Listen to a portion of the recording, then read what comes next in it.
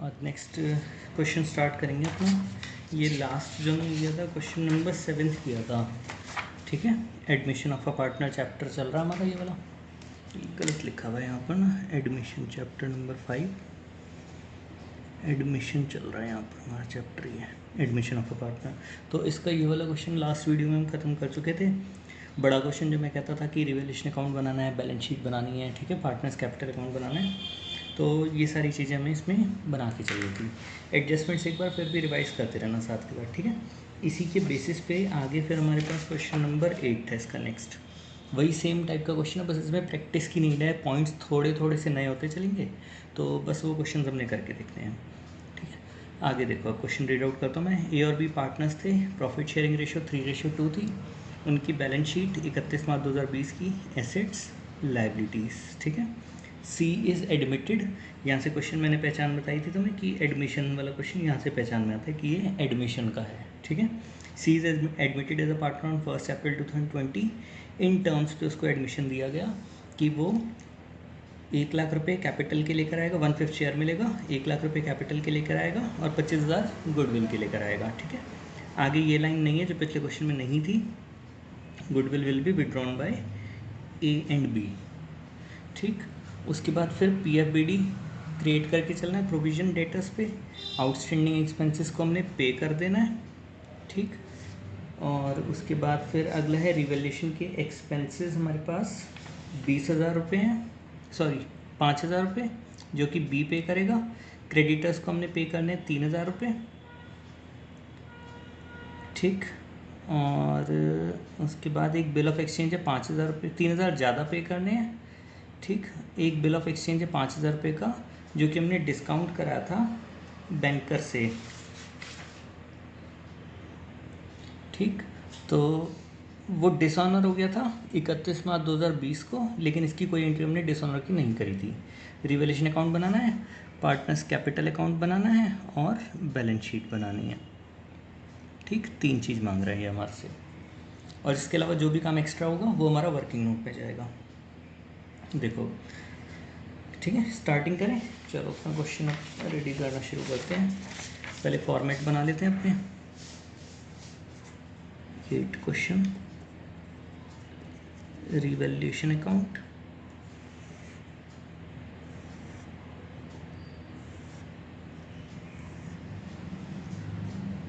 Partners capital account, particulars ABC, particulars ABC,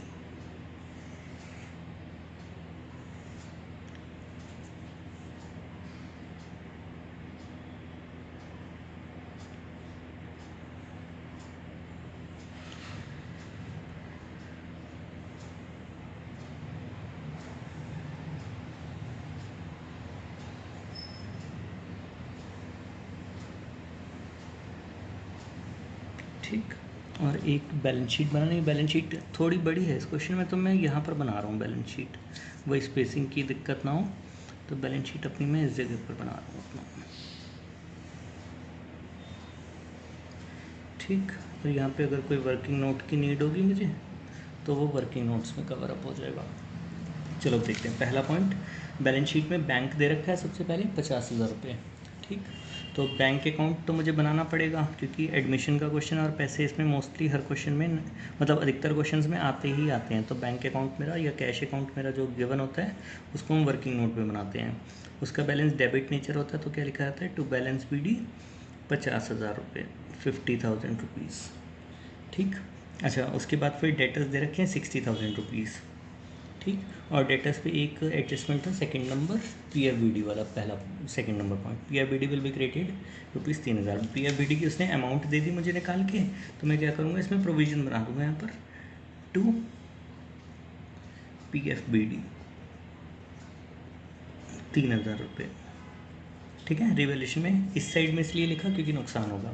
balance sheet में अब debtors के amount कितना आ जाएगा यहाँ पर, डेटर्स कितने के थे टोटल 60,000 के, और माइनस इसमें से PFBD, क्योंकि मैंने कहा था PFBD हम अलग से शो है और हर बार करेंगे क्वेश्चन में, ठीक है। तो यहाँ पे अमाउंट कितना बचेगा 57,000। चलो आगे चलते हैं। गुडविल 20,000 रुपये।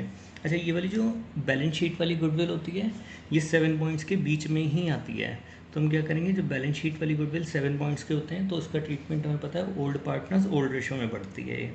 तो ये पार्टनर्स कैपिटल में बटेगी, एसेट इस साइड में जाते हैं अगर कोई बांटने होते हैं, और लाइबिलिटीज़ इस साइड में, लाइबिलिटीज़ या कैपिटल। ठीक है, तो ये एसेट है तो इस साइड में आएगा टू गुडविल। 20,000 रुपये की गुडविल थी, 3:2 में दो पार्टनर्स में बटेगी, 12,000 और 8,000। ठीक। अच्छा, उसके बाद दे रखा है स्टॉक 60,000 रुपये का, और स्टॉक पे कोई भी ऐसा एडजस्टमेंट है नहीं। ठीक है, तो स्टॉक को मैं डायरेक्टली यहीं पर लिख दूंगा, स्टॉक 60,000। ठीक है। अच्छा, अब उसके बाद स्टॉक के बाद फर्नीचर 1,00,000 रुपये।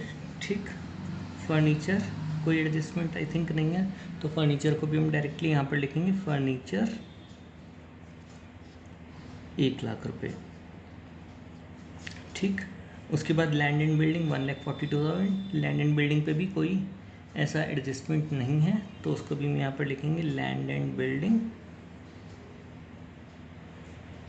1,42,000 रुपीज़।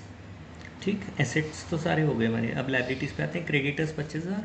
क्रेडिटर्स का एक पॉइंट था कि creditors are to be paid ₹3,000 more. ये वर्ड लिखा हुआ है, क्रेडिटर्स आर पेड या are to be paid. To be paid का मतलब फ्यूचर में पेमेंट होगी, और पेड का मतलब होता है अभी पेमेंट हुई। तो जब भी हम टू बी पेड वर्ड लिखेंगे, मतलब टू बी पेड हमें लिखा हुआ मिलेगा, तो इट मीन्स कि अभी हमने पे नहीं किए, तो ये कहाँ पर जाएगा, हमारा बैलेंस शीट में ही रहेगा। लेकिन इसकी अमाउंट कितनी बढ़ानी पड़ेगी मुझे, 3,000 रुपये यहाँ पर बढ़ाने पड़ेंगे। To creditors 3,000 rupees. ठीक है, बैलेंस शीट में यहाँ पर लिखेंगे क्रेडिटर्स, और अमाउंट अब कितना हो जाएगा, देखो कितने के क्रेडिटर्स थे हमारे पास, 25,000। 25 और 3 28,000 रुपये के क्रेडिटर्स यहाँ पर हमारे पास हो जाएंगे। ठीक है। अच्छा, उसके बाद आउटस्टैंडिंग एक्सपेंसेस 7,000। ये कह रहा था कि outstanding expenses will be paid of, तो ये हम पे कर देंगे यहाँ पर। ठीक है, तो अब हमें आउटस्टैंडिंग एक्सपेंसेस को पे करने की एंट्री डालनी है। पे करने का मतलब उसको कैश की फॉर्म में पे कर दिया, ठीक है, या बैंक की फॉर्म में पे कर दिया, चेक से। ठीक है, तो बैंक अकाउंट में पेमेंट्स हम किस साइड में रिकॉर्ड करते हैं, बाय साइड में, बाय आउटस्टैंडिंग एक्सपेंसेस 7,000। अगर दिक्कत हो एंट्री बनाने में, तो एंट्री कैसे बना सकते हैं, आउटस्टैंडिंग एक्सपेंसेस क्रेडिट होते हैं बैलेंस शीट के अकॉर्डिंग, तो हम क्या करेंगे, इसको डेबिट करेंगे और टू बैंक कर देंगे, तो एंट्री क्या बनेगी, आउटस्टैंडिंग एक्सपेंसेस टू बैंक। वहाँ से भी सोच सकते हैं।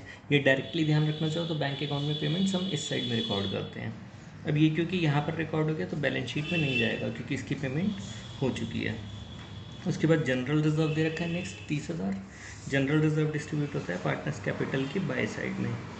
ओल्ड पार्टनर्स ओल्ड रेशो थी 3:2, तो ये बटेगा 18,000 और 12,000। ठीक, इसके बाद जनरल रिजर्व के बाद हमें दे रखा था यहाँ पे कैपिटल अकाउंट 1,50,000 और 1,50,000 और करंट अकाउंट। ठीक है, करंट अकाउंट भी दे रखा है इसमें, तो अच्छा चलो इसमें मैं तुम्हें बताता हूँ फिर एक बार। ठीक है, ये जो सारे एडजस्टमेंट्स होते हैं ना, ये हमारे पास करंट अकाउंट में होते हैं। फिर जो जनरल रिजर्व का डिस्ट्रीब्यूशन, गुडविल का डिस्ट्रीब्यूशन और पार्टनर्स कैपिटल हम अलग से बनाएंगे। फिर पार्टनर्स कैपिटल अकाउंट वैसे प्रेफर करना, कैपिटल अकाउंट ऊपर बनाना, करंट अकाउंट नीचे।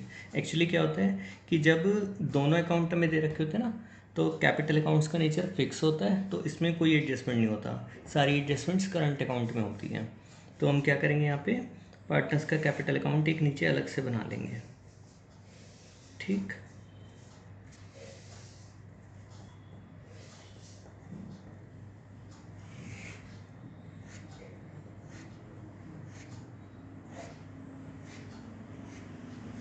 ठीक, और इसमें जो कैपिटल के बैलेंसेस है ना, वो कैपिटल में लिखे जाएंगे। कैपिटल के बैलेंसेस हमें दे रखे हैं 1,50,000 और 1,50,000, तो यहाँ पर मैं लिखूँगा बाय बैलेंस BD 1,50,000 और 1,50,000। जो नॉर्मली एडजस्टमेंट्स तुम यहाँ करते थे ना, जनरल रिजर्व, गुडविल वगैरह, वो सारे एडजस्टमेंट्स करंट अकाउंट में होते हैं, अगर करंट अकाउंट मेंशन होता है। ठीक, और इसके बाद हमें करंट अकाउंट के बैलेंसेस दे रखे हैं सारे। तो हम ये करंट अकाउंट के बैलेंस लिखेंगे बाय बैलेंस BD। ए का करंट अकाउंट का बैलेंस दे रखा है हमें 40,000 और बी के करंट अकाउंट का बैलेंस हमें दे रखा है 30,000। तो दोनों के बैलेंसेस यहाँ पर नोट कर लेंगे। हो सकता है ना भी गिवन हो तो ये नहीं लिखेंगे बस, ठीक है, बाकी सारे एडजस्टमेंट्स आ जाएंगे। ठीक, चलो ये वाला पॉइंट हो गया अब हमारा। अब उसके बाद कहता था कि सी बैलेंस शीट हो गई हमारी पूरी, ठीक है। सी को हमने एडमिशन दिया 1 अप्रैल 2020 को इन टर्म्स पे कि सी पैसे लेकर आएगा 1 लाख रुपए कैपिटल के और 25,000 गुडविल के, ठीक है। तो अब क्योंकि पैसे लाने हैं तो बैंक अकाउंट में एंट्री करो सबसे पहले टू सीज कैपिटल 1 लाख रुपए और टू प्रीमियम फॉर गुडविल, ठीक, 25,000 रुपये। अब क्या होगा यहाँ पे सीज कैपिटल की एंट्री इस अकाउंट में जाएगी बाय कैश, कैपिटल वाली एंट्री कैपिटल अकाउंट में जाएगी बाय बैंक, ठीक है। इसमें बैंक अकाउंट दे रखा है। सी के अकाउंट में कितने पैसे लिखेंगे यहाँ पर 1 लाख रुपए। प्रीमियम की एंट्री याद करो, पहली एंट्री होती थी bank to capital to premium for goodwill, second entry होती है प्रीमियम फॉर गुडविल को डिस्ट्रीब्यूट कर देते हैं ए और बी में, और इस बार ये कौन से अकाउंट में होगा, इस बार ये करंट अकाउंट में होगा क्योंकि हमें करंट अकाउंट गिवन है। तो यहाँ पे बटेगा बाय प्रीमियम फॉर गुडविल, ठीक है। गुडविल का प्रीमियम 25,000 रुपये बांट देंगे इन द रेशो 3:2, 15,000 और 10,000, क्योंकि अगर कोई रेशो नहीं गिवन होती है हमें तो ओल्ड रेशो को ही हम सेक्रीफाइसिंग रेशो मान लेते हैं। अच्छा, उसके बाद ये कहता था गुडविल विल बी विड्रॉन। अब इस गुडविल के पैसे ए और बी को दे भी देने हैं, तो ये भी कौन से अकाउंट से पेमेंट होगी, करंट अकाउंट से। यहाँ पे नाम लिखेंगे टू बैंक। ये पैसे इनको मिले और ये पैसे इन्होंने निकाल लिए। अगर भूल गए तो एंट्री होती थी partners capital account debit to bank, A's capital B's capital to bank करते थे विड्रॉल की एंट्री। गुडविल का टॉपिक थोड़ा रिमाइंड करना। तो इसमें क्योंकि करंट अकाउंट दे रखा है तो करंट अकाउंट से एंट्री होगी, A's current account B's current account debit to bank, 15,000 और 10,000, ठीक है। तो यहाँ पे हम एंट्री करेंगे बाय एस करंट बाय बीस करंट, ठीक है, 15,000 और 10,000। अच्छा, उसके बाद ये वाला पॉइंट हमारे पास कंप्लीट हो गया। तीनों एंट्रीज, पहले पैसे आने की, ठीक है, पैसे आने की, फिर वो डिस्ट्रीब्यूट होने की और उसको निकालने की। तो तीनों एंट्रीज हमारे पास हो गई। PFBD क्रिएट करना है, सेकंड पॉइंट ये हो गया। आउटस्टैंडिंग एक्सपेंसेस पे करने हैं, हो गया। रिवैल्यूएशन एक्सपेंसेस 5,000 रुपये बी पे करेगा, ये करना है। तो रिवैल्यूएशन अकाउंट में खर्चे डालेंगे यहाँ पर टू 20 करंट अकाउंट, क्योंकि इसके दो अकाउंट हैं तो ये करंट अकाउंट से पेमेंट करें, मतलब जो हम पैसे इसके कट करेंगे वो करंट अकाउंट से करेंगे, ठीक है, जो मतलब इसको डेबिट करेंगे बेसिकली, ठीक। 5,000 रुपये इसके करंट अकाउंट में से चार्ज करेंगे। तो अब यहाँ पे देखो 20 करंट नाम आया, तो यहाँ पे एंट्री किस साइड में आएगी, बाय रिवैल्यूएशन, और यहाँ पे लिख देंगे एक्सपेंसेस की एंट्री है 5,000 रुपये। अगर करंट अकाउंट आगे वन होता तो एंट्री कैपिटल अकाउंट में जा रही होती, ठीक। उसके बाद फिर नेक्स्ट पॉइंट है हमारे पास रिवैल्यूएशन एक्सपेंसेस हो गए। उसके बाद नेक्स्ट पॉइंट है क्रेडिटर्स को हम 3,000 रुपये ज़्यादा देंगे, तो इसकी एंट्री भी हम कर चुके हैं, ठीक है। अच्छा, उसके बाद एक पॉइंट और आ गया कि एक बिल ऑफ एक्सचेंज 5,000 रुपये का जो कि हमने डिस्काउंट कराया था बैंकर से, ठीक, वो डिसऑनर हो गया 31 मार्च 2020 को, और उसकी कोई एंट्री डिसऑनर की हमने पास नहीं करी। एक्चुअली इसका मैं थोड़ा सा कॉन्सेप्ट बता देता हूँ तुम्हें पहले, इसको बता देता हूँ।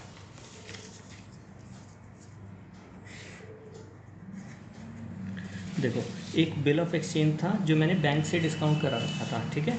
मान लो कि मैं हूँ और मेरे पास ये बिल था, एक बिल ऑफ एक्सचेंज,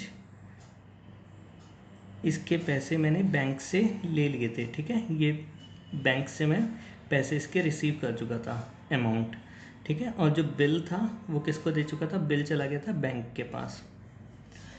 अब क्या होता है कि बैंक ये, ठीक है, बैंक ये वाला बिल लेके उस पर्सन के पास जाता है जिसने मुझे बिल दे रखा था, ठीक है। जैसे मान लो ये मैं ए बी और बैंक, ठीक है, जैसे मान लो मैं बी हूँ, तो ए से मैंने बिल लिया, ठीक है, और मुझे इसके पैसे अभी चाहिए थे तो मैंने क्या किया, बैंक से जाके इसके पैसे ले लिए, ठीक है। फिर बाद में बैंक इसके पास जाता है पैसे लेने के लिए इस बिल के, ठीक है। इसने बैंक को मना कर दिया, इस चीज़ को हम क्या बोलते हैं, ये डिसऑनर हो गया, ठीक।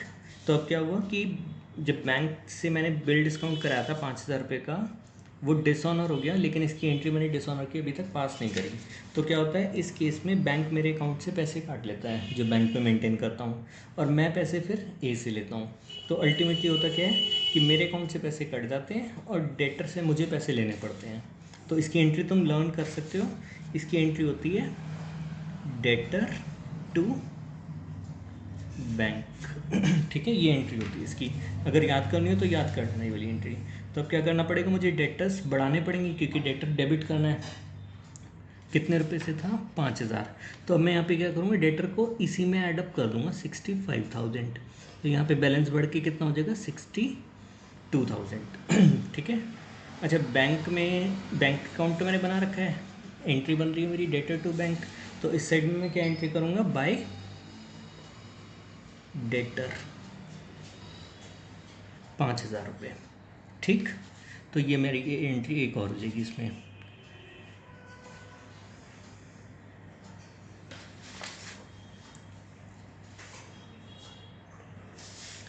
ठीक। अच्छा, अब मेरे हिसाब से शायद सारे पॉइंट्स हो गए ख़त्म। हाँ ठीक है, prepare revaluation account, partners capital और बैलेंस शीट ऑफ फॉर्म। तो अब हम इसकी क्लोजिंग कर सकते हैं पूरे क्वेश्चन में।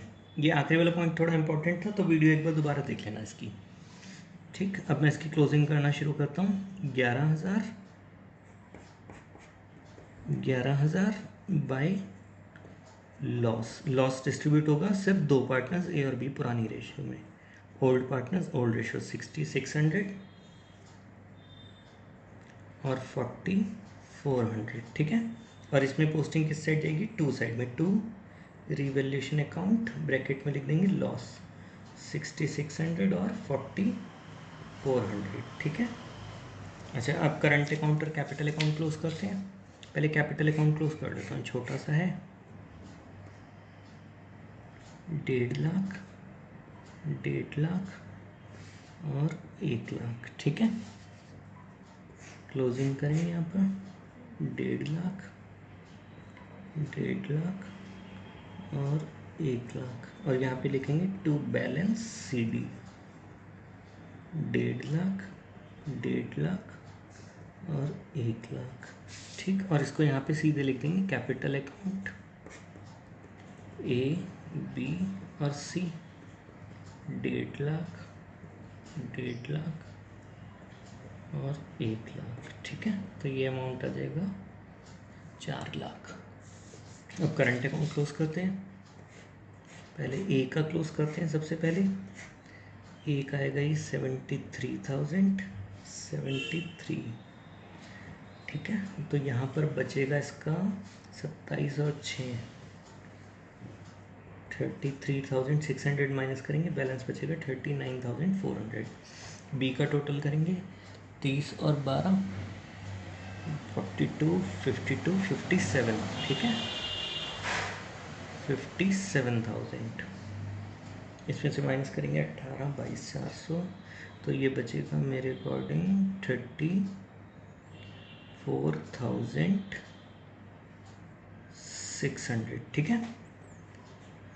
अच्छा, इन करंट अकाउंट को यहाँ पर लिख देंगे, करंट अकाउंट ए और बी 39,400 और 34,600। ठीक है, इन दोनों का टोटल करेंगे 74,000। ठीक, चलो आगे देखते हैं। इसके बाद बैंक अकाउंट का टोटल करें। चलो पहले बैंक अकाउंट का टोटल करते हैं। 1,75,000, 1,75,000, 7, 15, 22, 32 और 5, 37। तो बाय बैलेंस सी डी 1,38,000। ठीक है, यहाँ पर लिखेंगे बैंक अकाउंट 1,38,000। ठीक है, टोटलिंग एक बार करके देखिए ज़रा, हो जानी चाहिए वैसे मैच। 60 और 60, 62 और 60, 122, 222, 322, 364 और 5,02,000।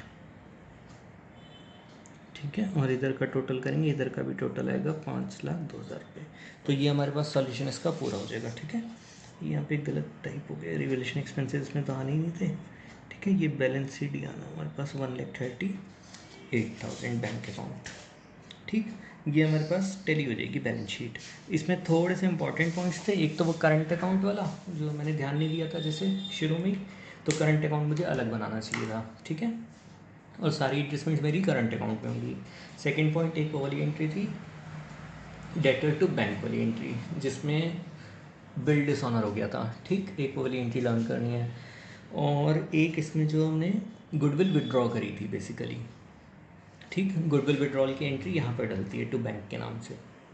बाकी पार्ट तो सेम था कि पैसा आना है, गुडविल का पैसा बटना है, और ये वाली एंट्री एक्स्ट्रा थी पिछली बार से टू बैंक के नाम से। ठीक, तो बाकी जो नेक्स्ट क्वेश्चन है वो नेक्स्ट वीडियो में हम कवर अप करेंगे।